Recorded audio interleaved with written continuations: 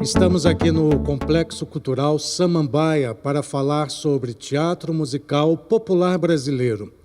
Eu sou Jones Abreu Schneider e comigo, Sérgio Mágio, juntos formamos o Criaturas Alaranjadas, Núcleo de Criação Continuada. Bom, Sérgio, vamos falar sobre essa ocupação. Participamos aqui da ocupação, né, realizada pela Associação Imaginário Cultural de Samambaia. Graças a essa associação, pudemos trazer esse projeto para cá e eu queria que você falasse um pouquinho sobre como surgiu essa ideia. Você que já trabalha com musicais, é um estudioso dos musicais brasileiros, fala para a gente sobre esse projeto. Obrigado, Jones, obrigado à Associação Imaginário Cultural, que fez uma ocupação, está fazendo uma ocupação belíssima aqui no Complexo Cultural de Samambaia, e agora a gente segue com essas atividades, que são atividades virtuais online por conta da pandemia da Covid-19, e uma das atividades que nós faríamos é exatamente essa aqui agora, que nós estamos fazendo nesse formato, que é um webinário sobre o teatro musical popular brasileiro, que é resultado de uma pesquisa nossa, que nós iniciamos essa pesquisa quando começamos a fazer musicais brasileiros em 2014, que foi o primeiro musical, Eu Vou Tirar Você Deste Lugar, As Canções de Odair José. A ideia da residência foi, ao mesmo tempo, permitir que jovens e atores, atrizes, enfim, pudessem ter uma experiência com teatro musical popular brasileiro a partir de uma busca nossa, não em parâmetros internacionais. Quando a gente pensa em teatro musical, as pessoas pensam muito no teatro musical calcado no que é feito na Broadway e que, de alguma maneira, é realizado no Brasil, por meio de franquias. A nossa proposta era uma pesquisa em cima do teatro musical popular brasileiro, eu chamei de popular, porque esse teatro musical, ele nasce com o povo, né, brasileiro ao redor dele, ali no fim do século XIX, por volta ali do final da década de 60, virada da década de 70 do século XIX, você tem uma quebra no teatro feito no Brasil a partir da música. Então, inicialmente, você tem a vinda para cá das chamadas operetas francesas, essas operetas muito baseadas na obra do Offenbach, que é um compositor que ele percebe que as óperas elas não atingiam o povo. Então, ele faz versões populares e burlescas dessas óperas, e isso se torna um sucesso na França e se expande para o mundo. Nesse período, é bom lembrar que o Brasil está muito ligado ao que acontece culturalmente em Portugal e na França. O Brasil, ali, a corte brasileira, ela está de costas para a América Latina, para a Espanha, para o colonizador espanhol também, e ela está muito ligada ao que acontece na França e em Portugal, inclusive com a vinda dessas companhias para cá. No Rio de Janeiro, o que é que acontece que muda o teatro brasileiro, muda o teatro musical? Existe uma casa chamada Alcazar Lyric, e essa casa passa, então, a fazer as operetas em francês no Brasil. Isso quebra completamente uma rotina teatral que se existia na corte, porque o teatro feito nessa época era um teatro realista e um teatro declamatório, um teatro que você tinha a figura de um ator ou uma atriz vedete que estava no centro do palco.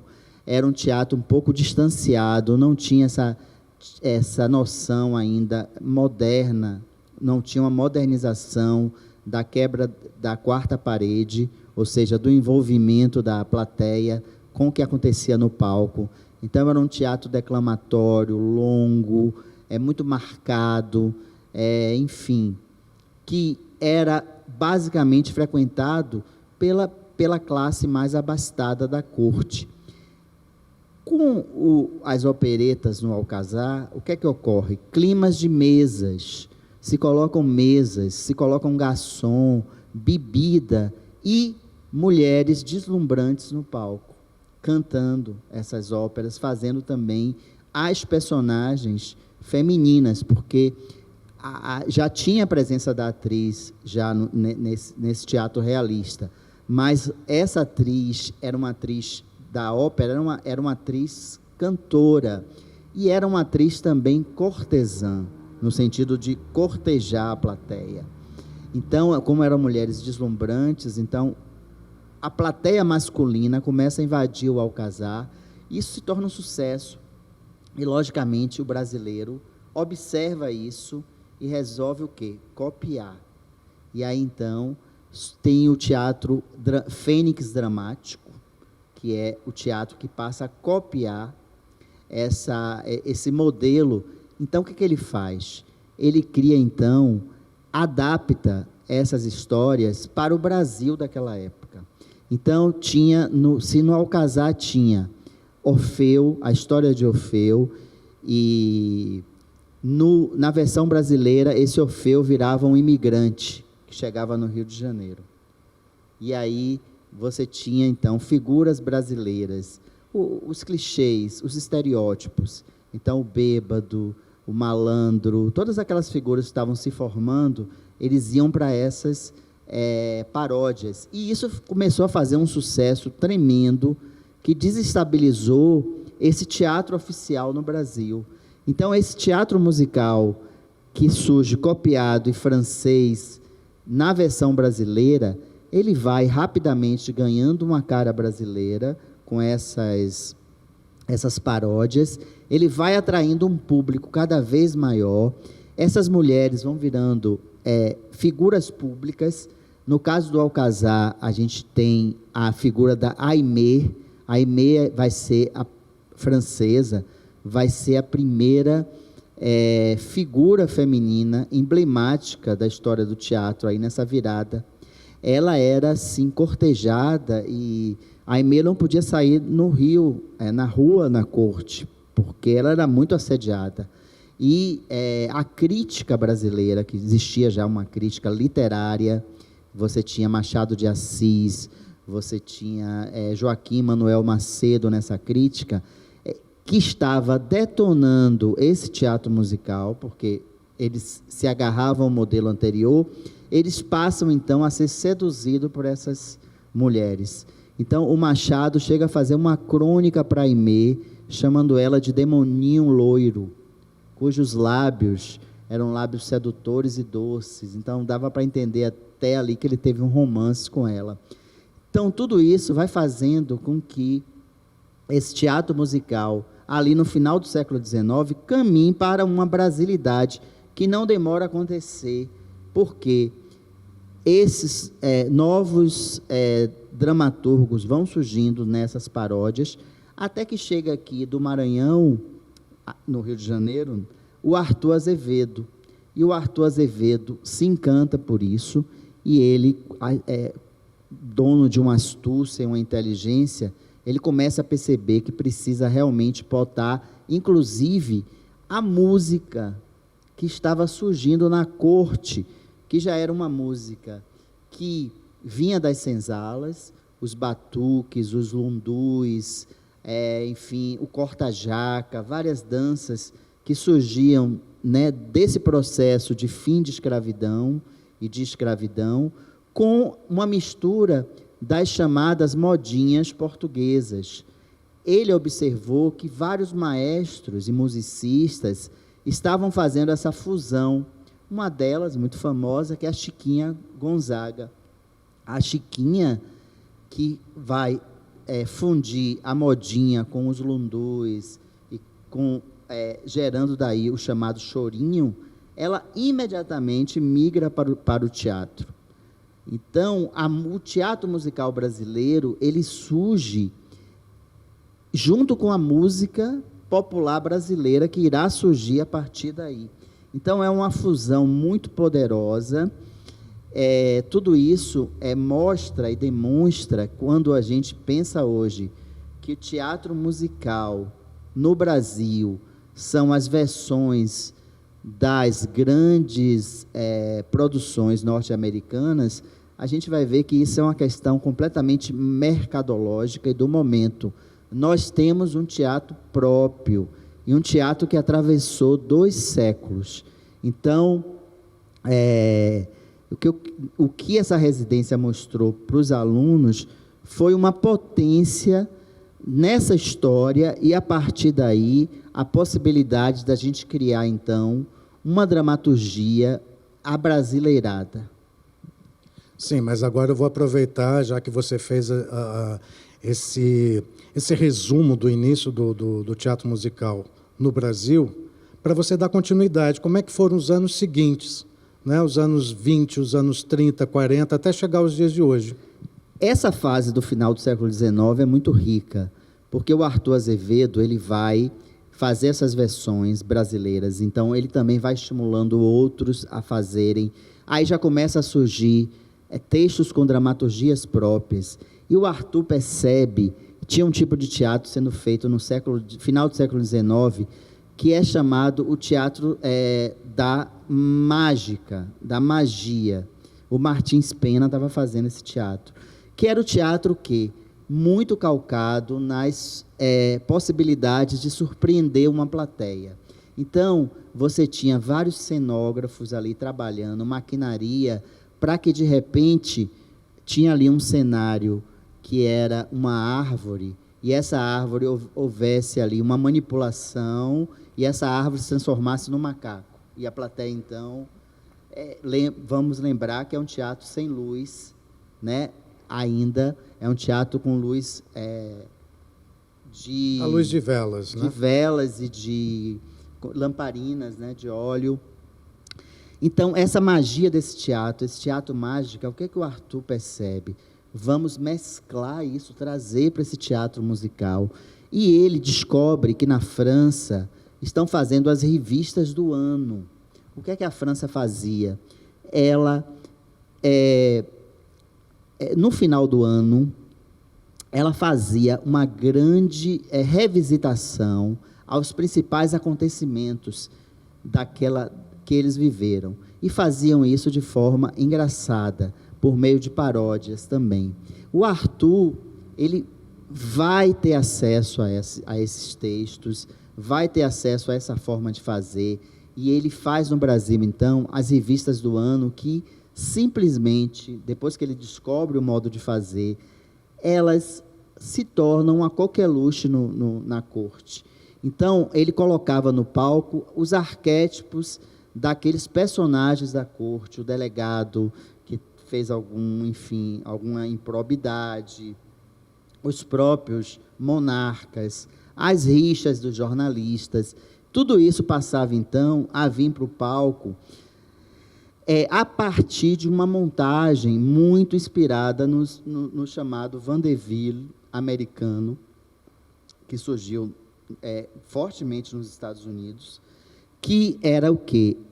Era um show de variedades musicais, também com números de animais, números do chamado, com pessoas que têm deficiência, se usava muito esse tipo de número, né? Então, sei lá, de repente você tinha siamesas que cantavam, você tinha ali, naquele período, sátiras. Então, tudo isso acontecia, um mestre de cerimônia ia montando esse quadro de variedades. Então, a revista do ano é inspirada nisso, nesse entra e sai, nesse mestre de cerimônias e nesses quadros. Esses quadros, eles satirizavam, como se fosse uma revista, um jornal, o que acontecia na corte. Então, tinha um lado político muito forte, a ponto de que algumas personalidades, estamos falando aí do Rio de Janeiro, virada fim desse século XIX, reagiram e queriam até censurar essas revistas. Isso foi uma potência muito grande. E aí, o que é que ocorre? O Arthur sempre, além do tempo, ele faz com que apareça a primeira luz elétrica numa revista que chama-se Mandarim. O público não foi avisado. Num dado momento, um foco se estabelecia em cima de um ator. Então, conta-se nos jornais da época que isso foi um choque muito grande na plateia. A plateia ficou chocada, achou que era uma mágica, porque ele estava trabalhando com essa mágica. O Arthur, ele montou uma equipe, que era uma equipe de cenógrafos, maquinistas, que trabalhavam nessas mudanças de cenário, porque os cenários eram aqueles cenários de cortina, e que iam trocando a cada momento. Então, uma cortina surgia no proscênio, e era uma cortina que tinha uma pintura, uma outra, aí ela subia, descia a outra. Esse sobe e desce, essa mecânica de cortinas, a mecânica dos movimentos dos objetos também, tudo isso com música, tudo isso com canto, e tudo isso sendo automaticamente modificado na velocidade de um vaudeville. Então, essas revistas vão fazendo cada vez mais sucesso e vão surpreendendo o público. E aí chega no momento que ele resolve, então, fazer algo diferente. Ele pensa, então, em fazer uma dramaturgia mais longa, com uma história só. É daí, então, que surge a origem da comédia musical no Brasil. O Arthur Azevedo começa a escrever as primeiras comédias musicais. E uma das mais famosas é o Mambembe. O Mambembe considerado uma obra-prima dele. Ele se associa a um outro poderoso dramaturgo e criador, que é o Moreira Sampaio. Só que os dois morrem muito cedo. Morrem na virada ali, no início do século XX. Então, interrompe todo um processo de criação. É uma perda muito grande, assim, a morte precoce dos dois. Um morre atrás do outro, praticamente. E eles vão inovando, eles vão trazendo maestros brasileiros, musicistas brasileiros, músicas. Nessa fase em que você não tem ainda uma música consolidada, uma música brasileira consolidada. É bom lembrar aí que essa virada do século XIX para o XX, ela é poderosíssima, porque as fronteiras estão se diluindo, ocorrem as migrações. No caso do Brasil, enfim, ocorre a abolição da escravatura, que todo mundo sabe que tem um formato extremamente cruel, sem indenização. Então, os negros vão ocupar os morros, as encostas, surgem as favelas. Você tem aí, nesse processo, uma explosão das cidades. As cidades vão se ganhando outros espaços geográficos. Você tem a Revolução Industrial vindo, a máquina, você já tem aí a imprensa, você tem o começo de uma indústria cultural, e o teatro é, sobretudo, o espaço de arte e comunicação, onde as pessoas iam. Isso vai ganhando uma força muito grande. Quando chega o século XX, após a morte do Moreira Sampaio e do Arthur Azevedo, você tem, então, uma influência muito forte no Brasil, americana, porque a Broadway já existia, o cinema estava começando. Então, uma companhia do Gerd Jacoli, que vai ser o pai do Jardel Filho, que é um ator que vai ficar muito famoso depois. Ele começa, então, a ter apropriações de musicais feitos na Broadway e traz para o Brasil.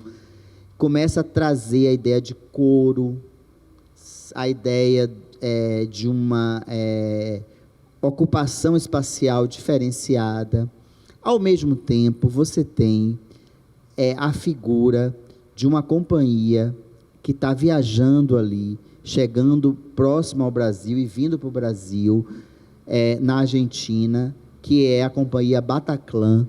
E a Bataclan traz as mulheres as mulheres no centro desse espetáculo. Então, começa aí, então, a surgir o que vai ser depois o sistema vedete, que é ali já na virada dos 30 para o 40.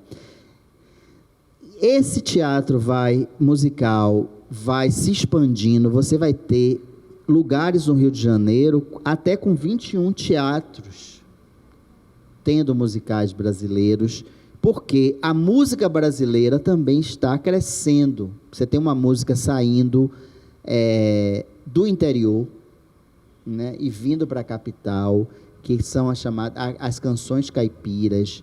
Você tem os circos fazendo o circo-teatro e os números musicais. Você tem aí, por exemplo, duplas que surgem no circo, como é o caso da Desi Gonçalves e do Pascoal, o Pascoalino. Eles surgem musicalmente dentro do circo e trazendo música e comédia. Então, tudo isso vai fervendo e vai formando um caldeirão que se soma a dois fenômenos tecnológicos, que é a gravação dos discos, a indústria fonográfica e o rádio que surge. Então, o teatro musical explode, e ele explode fazendo uma conexão direta com a formação dessa música, porque a música popular brasileira, já vindo aí com a possibilidade do samba, das misturas negras, está surgindo aí nessa década de 20 também. Então, é muito importante para o jovem compositor ter músicas lançadas nos musicais, nas revistas. Começa aí uma competição, um assédio muito grande. Você tem surgindo aí Lamartine Babo, você tem o Ari Barroso e o próprio Noel Rosa. O Noel Rosa passa a lançar, a postar também na revista. Um dos maiores sucessos dele, que é Com Que Roupa Eu Vou, foi cantado pela primeira vez numa revista, para depois ir para o rádio. Então, a revista passou a ser uma espécie de plataforma para o rádio. E depois, vice-versa. Aí surgem as figuras das grandes cantoras, atrizes. Você tinha, sobretudo, Aracy Cortes, né, que era uma cantora, enfim, que estava no teatro musical brasileiro e estava ligadíssima ao rádio. Então, essa fase, que é essa fase aí dos anos 20, 10 a 30, é uma fase em que a música popular brasileira e o teatro musical se fundiram de uma forma que um beneficiou-se do outro, muito fortemente. Aí você vai ter o quê? Com o caminho para os anos 40, você tem o auge do teatro musical popular brasileiro no país, sobretudo pela figura do Walter Pinto, porque o pai dele, o Manuel Pinto, morre, e ele era de uma área administrativa, ele acaba, enfim, tendo que cuidar, o irmão também morre, ele acaba tendo que cuidar do legado da família, e ele então não sabe o que fazer. Ele viaja para a Europa, ele vai olhar o que está sendo feito lá, e ele descobre lá o sistema vedete e o luxo. Então ele compra cenários, cenários sucateados ou de outras temporadas, de grandes revistas, ele traz isso para o Brasil, e então surge no Brasil o grande musical, a grande revista, que é aquela revista que a gente conhece, com as escadarias, com o luxo, com os lustres, até com fontes de água luminosa, mas, sobretudo, com mulheres deslumbrantes. E as vedetes tinham que cantar, tinham que ter um corpo belíssimo e tinham que saber interpretar, tinham que ter tino para tudo isso, né? E essas vedetes, elas então, daí vão surgir grandes estrelas que se perpetuam depois dessa fase. Não tinha um diretor, era geralmente um ensaiador. as pessoas não liam o texto como um todo, cada um tinha a sua parte, você tinha a figura de um ponto que ficava lendo para essa estrela. Então, era uma forma de fazer teatro não integrada, que não se posicionava politicamente. Você não tinha uma dramaturgia que estava preocupada com as questões brasileiras. Então, esse teatro velho, assim, entre aspas, perdura ali até os anos 40, até que começa, então, no movimento de teatro amador, forçar esse sistema, e aí surgem, então, grupos amadores com a nova forma de fazer teatro. Alguns desses grupos beneficiados pela vinda dos estrangeiros que fugiram da guerra, da Segunda Guerra Mundial. Um deles é o Ziembinski, o polonês Ziembinski, que vai se juntar com um grupo em São Paulo, de jovens, que vai pegar um texto do Nelson Rodrigues, que é o Vestido de Noiva, e que vai, então, fazer esse marco, que é a inauguração do teatro moderno no Brasil. Esse teatro moderno e a crítica moderna vai questionar tudo que não é, tudo que está antigo. E aí, então, o teatro musical, esse teatro musical de vedete, ele é colocado praticamente na berlinda também, porque estava se buscando uma revolução no país como um todo. É um período muito rico, vai acabar a ditadura Vargas, e com ela vem toda uma força para a renovação, para a justiça social, para, enfim, reforma agrária. Tudo isso vai fazer com que surja uma nova geração de teatrólogos, de dramaturgos, que querem fazer um teatro que coloque o operário e o problema brasileiro no palco. Tudo isso está tensionando essas velhas formas, e aí o teatro de revista vai entrar numa decadência mesmo.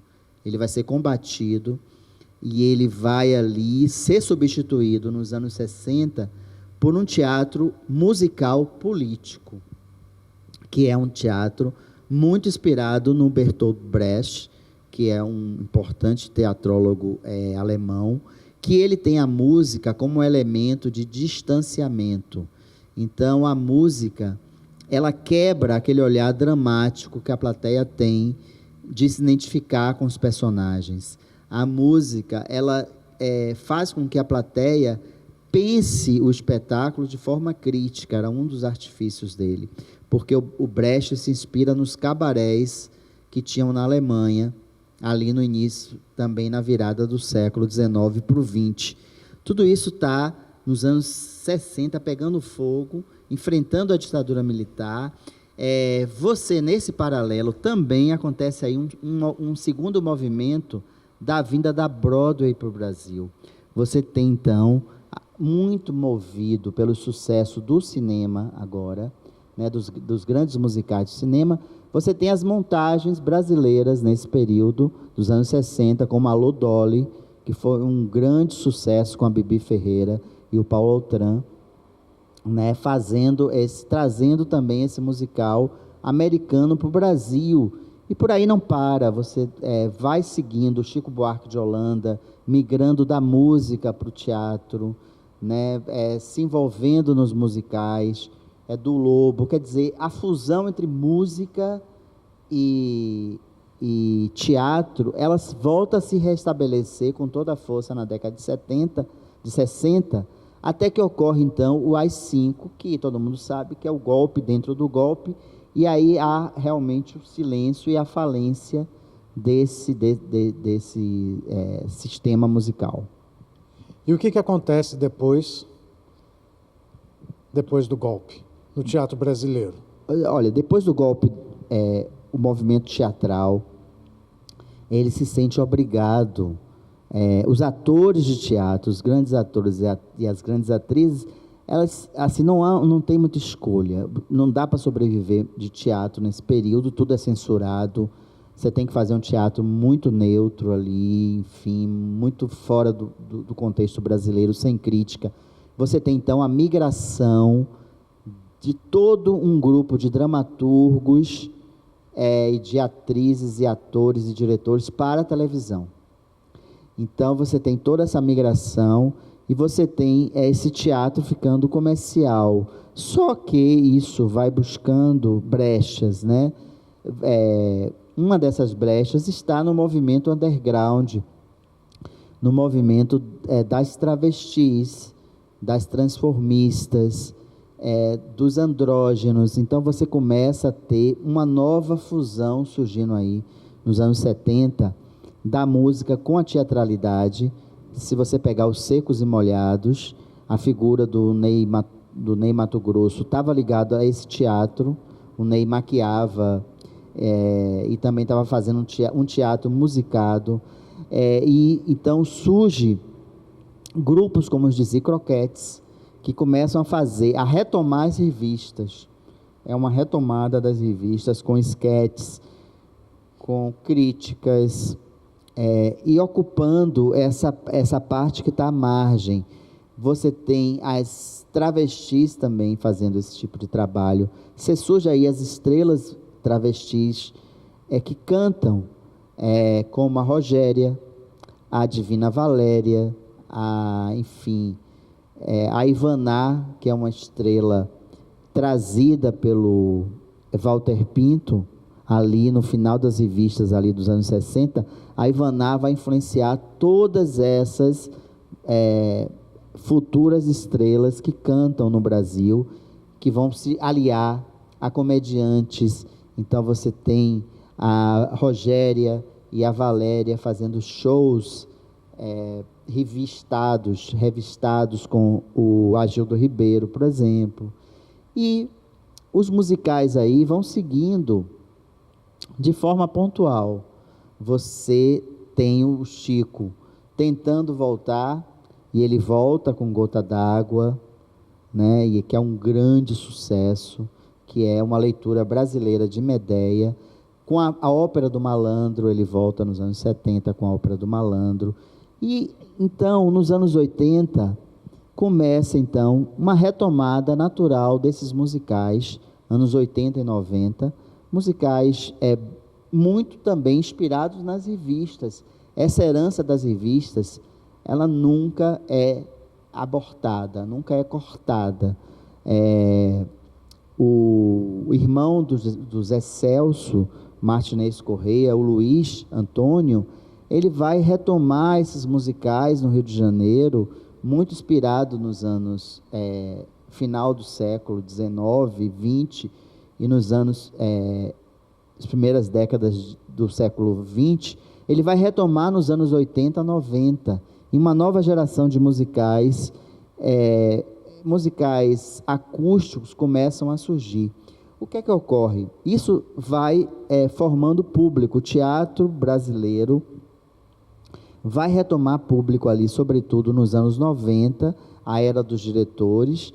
E quando chega nos anos 2000, tem então o fenômeno, que é o fenômeno da importação. Ocorre no Brasil, em São Paulo, a montagem de Os Miseráveis. É a primeira franquia nesse novo estilo que a Broadway está fazendo. Então, abre-se as audições para Os Miseráveis. E aí, o que se percebe? Você não tinha no Brasil o ator que a Broadway esperava ter, completo.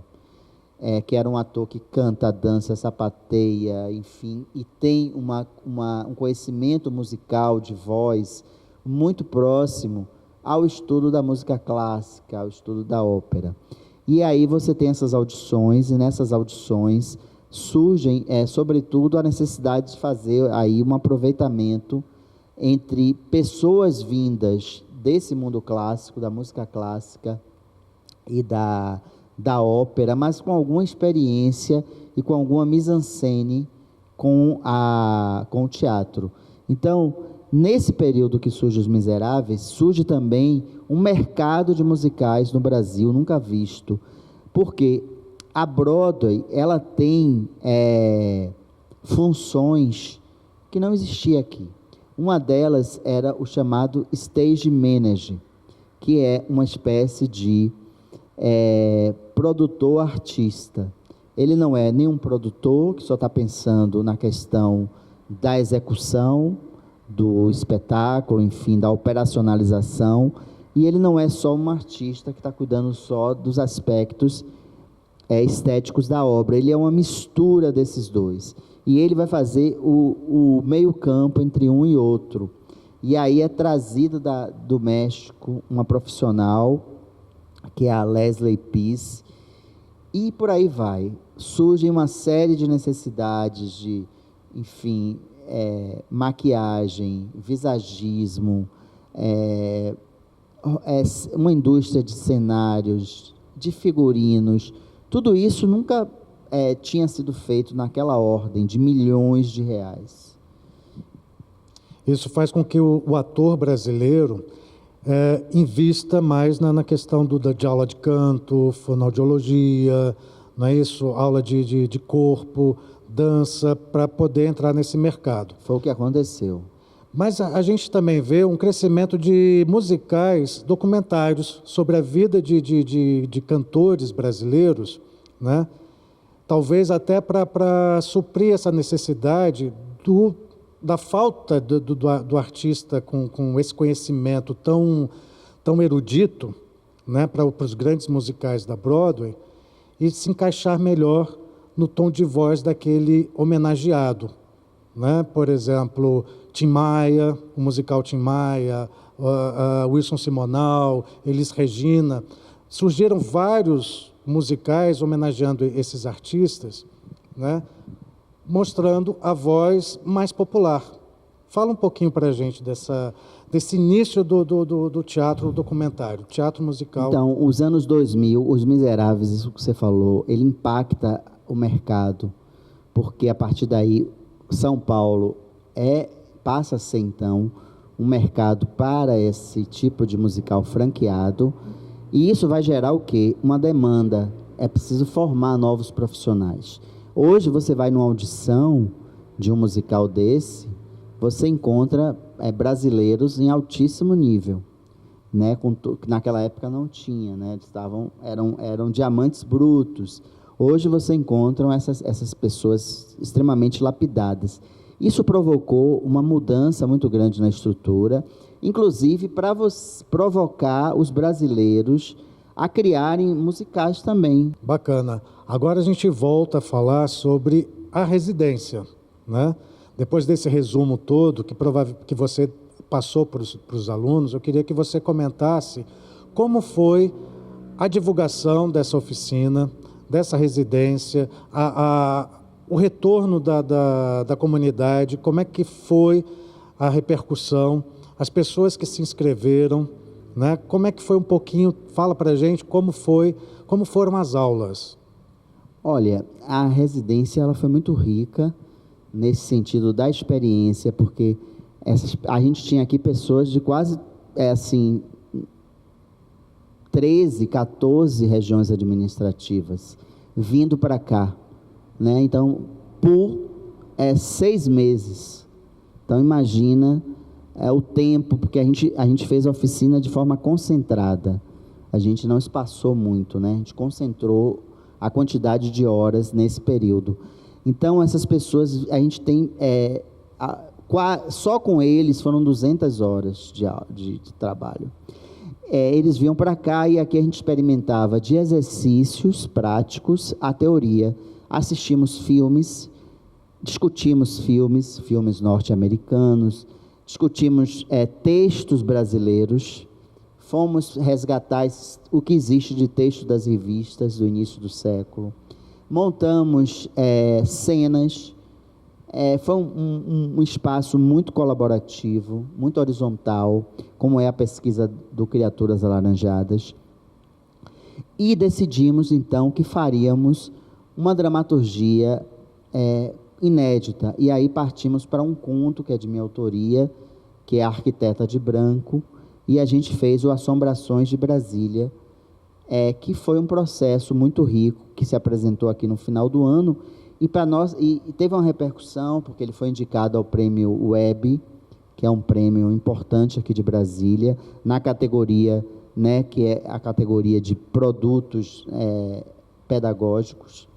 concorremos a isso, foi uma coisa inesperada, e o resultado disso, o que a plateia falava, o que a plateia sentiu, era isso, dessa surpresa de você contar uma história através de letras e músicas que seja nossa, que seja brasileira, sem se prender a fórmulas, porque essas são as características do teatro musical popular brasileiro.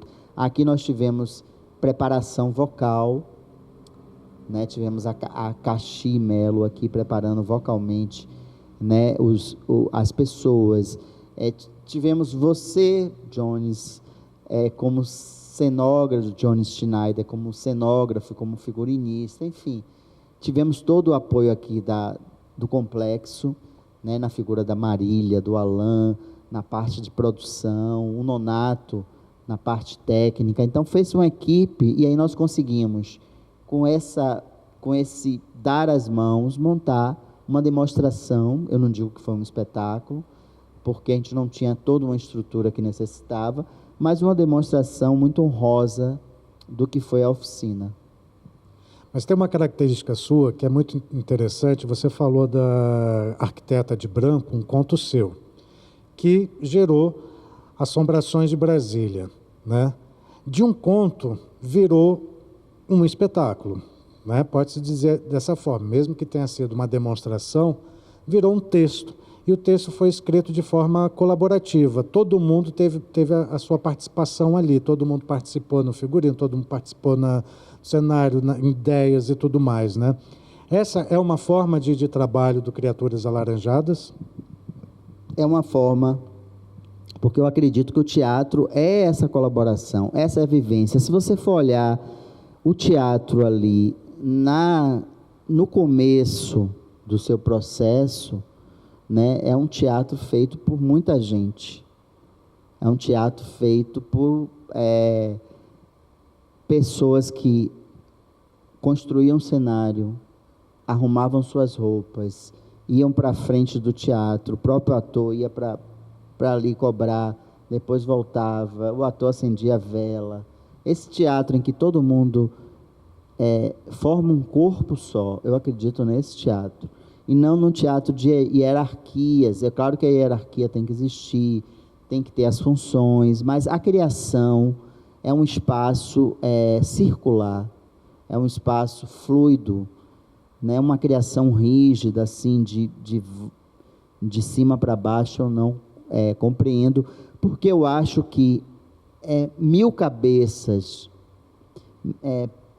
vibrando sobre uma ideia faz com que essa ideia vire uma outra ideia muito melhor do que a ideia original. Então, é um pouco essa minha proposta, que as pessoas possam dizer o que pensam sobre aquilo, e aquilo, de repente, ser incorporado. No decorrer da residência, você deixou assim, muito a turma muito livre para escolhas, né? E antes de decidirem sobre Assombrações de Brasília, houve a disputa também por um outro texto que seria um trabalho mais direcionado para a revista, né? Seria feito um trabalho, talvez, se eu não me engano, a respeito de Brasília também, mas seria em formato de revista. E a turma ficou bastante dividida, porque uma parte queria uma coisa, outra parte queria outra, mas decidiu-se pelas Assombrações de Brasília. Ficou no ar, assim, um desejo de montar essa revista? Seria uma revista do ano, ficou no ar. Ficou esse desejo, porque a revista do ano, inspirada ali no Arthur Azevedo, ela ia, no palco, contar politicamente, né, os principais fatos. E a gente estava fazendo sobre Brasília política, ou seja, seria, sim, sobre o atual governo federal. E a gente estava com muito material, porque é um governo que produz muitas histórias, e às vezes histórias desconexas. Isso tudo gerou essa revista, gerou texto, gerou esquetes, né? E ficou no ar esse desejo de fazer uma revista, porque as revistas precisam ser retomadas, elas não estão arcaicas, elas precisam ser retomadas, talvez com uma outra estética, que a gente retomou isso no Criaturas. Se você for olhar as canções de Odair José, eu vou tirar você desse lugar, e você for olhar também o Hélio musical, tem um vaudeville ali muito grande entre as cenas. São cenas que se entrelaçam, cenas fragmentadas. Você tem mestres de cerimônias, você tem figuras de vedetes, você tem cantoras fazendo papel como atrizes, você tem uma série de elementos que são elementos das revistas, jogadas naquelas dramaturgias de uma forma contemporânea. Então, esse é um estudo que me interessa. Teve um outro musical, que é o Fole Roncou, que foi apresentado na Paraíba, em Campina Grande, que ele traz também esses elementos da revista muito fortemente para um formato de musical moderno. E ali diluído, às vezes as pessoas não percebem, só quem conhece percebe, nossa, é muito revistado esse musical.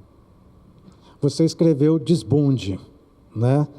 Lembrando um pouquinho os musicais dos anos 70, aquela coisa do desbunde mesmo, que foram esses anos.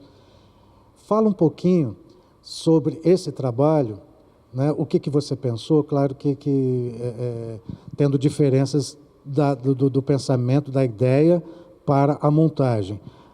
Mas assim, eu queria fazer uma pergunta que é, o que muda hoje para se fazer uma revista? Com o empoderamento da mulher, que antes era mais vista como objeto em cena, e o papel dela hoje, dentro de uma revista, né?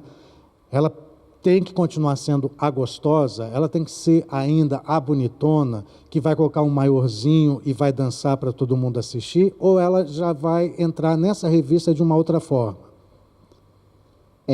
Primeiro, do Desbunde foi um projeto que foi um convite, foi uma encomenda da Juliana Drummond, que é uma diretora e atriz de Brasília, inspirado ali nos anos 70, sobretudo nos Dizzy Croquettes. E foi uma dramaturgia muito política que eu fiz, porque havia um enfrentamento com a ditadura militar que não tinha nos próprios musicais dos Dizzy Croquettes. Então, eu politizei os musicais, a ideia dos musicais. Foi um sucesso em Brasília, muito grande. Eu não dirigi, quem dirigiu foi ela e o Abaetê Queiroz, uma visão bastante interessante que eles fizeram. E o projeto, ele se politizou muito no sentido do comportamento, né, do momento LGBT e da situação de ser um encontro, sobretudo, entre o espetáculo e esse público. Isso, para mim, foi uma surpresa, porque eu acho que, de alguma maneira, isso diminuiu uma outra potência política que tinha dentro do espetáculo, que eu acho que essa engoliu. Então, assim, tive uma sensação de falta de equilíbrio entre as duas coisas, mas, enfim, o que ficou é algo bastante interessante, que eu respeito, que eu aplaudo. Agora, outra questão que você coloca sobre a presença da mulher num espetáculo hoje de teatro, enfim, a mulher com esse corpo, né, que se coloca como um corpo político e como um corpo que vem sendo, ao longo da história, violentado, ela se enfrenta, né, nesse papel, que pode ser um papel de vedete, mas um outro tipo de vedete. Mas, se você for olhar, é bom deixar isso claro, que as vedetes não eram simplesmente objetos.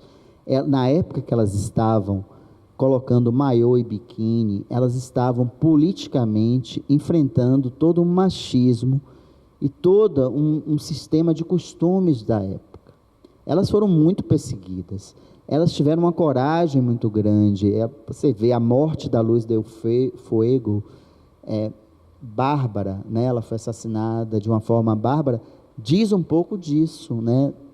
Do corpo político que elas tinham. Claro que tinha sedução, a sedução estava ali, o corpo sedutor estava ali, mas não era só um corpo, não era um corpo objeto, era um corpo político que enfrentava um sistema nos anos 40 do casamento, o sistema da mulher casar virgem, de ficar casada para o resto da vida, de não ter o desquite, a separação, de a mulher não ter o direito, enfim, de se envolver com outras pessoas, somente um homem só.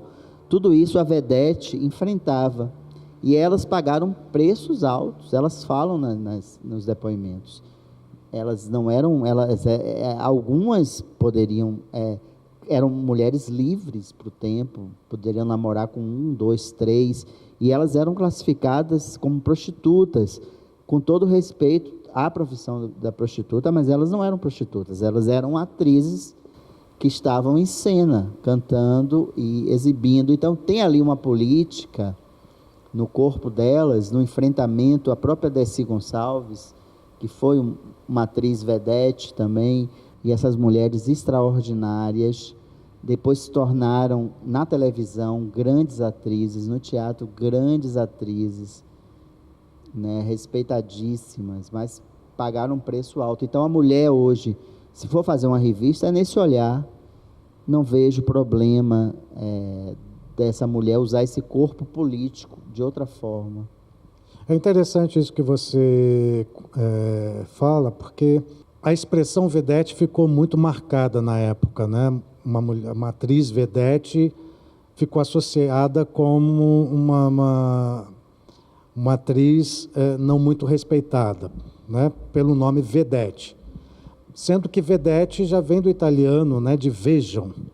Era para ser contemplada, né? E no Brasil acabou tendo essa conotação um pouco ruim. Eu lembro, por exemplo, da Carmen Verônica dizendo que não somos vedetes, somos artistas, né?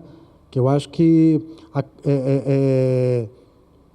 amplia muito mais o olhar do brasileiro para a atriz dos musicais, das revistas da época. Então, para finalizar esse nosso bate-papo sobre teatro musical popular brasileiro, que aconteceu no Complexo Cultural Samambaia, através da Secretaria de Cultura, Economia Criativa do Distrito Federal, né? Graças à Associação Imaginário Cultural, quero que você fale para a gente a importância do Criaturas Alaranjadas em desenvolver esse trabalho através das produções desses musicais para a sociedade, né? Fala para a gente assim, o que marca para você essas produções e o que marca para essas pessoas que participam desses eventos, dessas oficinas, dessas residências. Olha, eu acho não é difícil falar do papel do Criaturas, porque ele foi avalizado nacionalmente, né? Você tem os musicais brasileiros feitos hoje no Brasil muito marcados com selo de qualidade no eixo Rio-São Paulo. Você não tem um deslocamento desse eixo de produção. E o Criaturas desafiou isso e disse: Brasília pode fazer musicais, bons musicais brasileiros, como o Rio e São Paulo fazem. E nós tivemos esse selo no momento que nós fomos por 2 vezes com 2 musicais, o Odaí José e o Hélio Musical, que foram indicados aos prêmios Bibi Ferreira, os 2 foram indicados, e ao prêmio Reverência, o Hélio Musical foi indicado. Que significa dizer que os 2 prêmios, maiores prêmios de teatro musical brasileiro do país, centrado no eixo Rio-São Paulo, reconheceram um trabalho feito fora do Rio-São Paulo. É o primeiro trabalho do Centro-Oeste nomeado nesses prêmios. Além disso, a gente fez, na alcunha assim, de um grande patrocinador, que é o Banco do Brasil, nós fizemos temporadas no eixo Rio-São Paulo, no Centro Cultural Banco do Brasil, que abriga esses novos musicais brasileiros. Então, a gente está no mesmo status. A gente trouxe para a cidade, aqui para o Distrito Federal, para Brasília, a possibilidade de fazer um musical com profissionais nacionais, Nós trouxemos do diretor musical, que é o Luiz Felipe de Lima, que fez Sassaricano e fez grandes musicais, a um design de som, especialista em musical, que não tinha aqui, a produtoras de musicais, trouxemos para cá cantoras, que foi o caso da Elisa atrizes e cantoras, a Maria Alcina, a Vatuzzi, que foi a primeira atriz brasileira, vedete, a brilhar no Moulin Rouge. Fizemos esse intercâmbio de profissionais, criamos a figura da audição, que não tinha, nós não tínhamos audição, era aquele teatro que você escolhia o elenco. Nós criamos a audição, permitimos que jovens talentos que estavam querendo fazer musical fossem alçados a essa produção e tivesse condição de viajar um país, ficar 2 meses em cartaz no Rio, 2 meses em cartaz em São Paulo, com críticas, com envolvimento profissional, com ensaios, com banda. Colocamos uma coisa que não tinha muito aqui em Brasília, colocamos a banda dentro dos ensaios. Então, um mês antes de estrear, nós estávamos com uma banda acompanhando todos os ensaios, colocamos a figura do preparador vocal dentro dos ensaios. Quer dizer, nós fizemos uma série de mudanças que afetou, eu acho, o modo de fazer teatro musical, que não tem aqui em Brasília. Brasília não tem um mercado ainda de teatro musical. Algumas pessoas que fizeram criaturas nos musicais não estão mais em Brasília, estão em Rio, São Paulo, trabalhando e tentando trabalhar em musicais. Quer dizer, a gente deu fomos esse canal. Ao mesmo tempo, nós, como criadores, nos transformamos, porque, para dar conta disso tudo, foi exigido da gente uma pesquisa. Foi exigido colocar a cabeça, os olhos nos livros, pesquisar essa história, buscar uma identidade, tentar criar uma metodologia para criar esse musical brasileiro. Então, tudo isso foi permitido graças a esse árduo estudo que a gente teve. E a importância do Criaturas Alaranjadas nessa formação de novas pessoas envolvidas com esses musicais, que foi o caso da residência, né? Sim, eu acho que essa residência fantástica aqui,